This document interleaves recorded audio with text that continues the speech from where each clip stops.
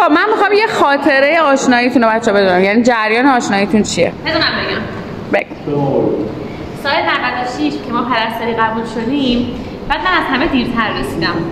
رفتم کلاس پراتیک. خب بعد یوسف و دوستای دیگه هم اونجا بودن و من از قدیم دنبال یه پسر چهارشونه بور بودم. خب بعد اونجا که رسیدم یوسف رو دیدم کلا خوشم اومد. بعد به دوستان پیام دادم پسر بوره که من می‌خواستم پیدا کردم.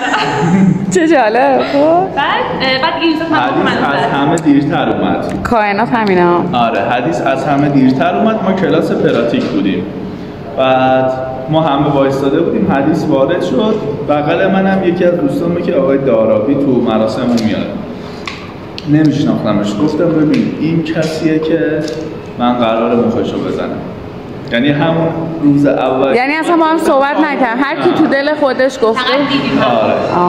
گفتم این تایپ منه.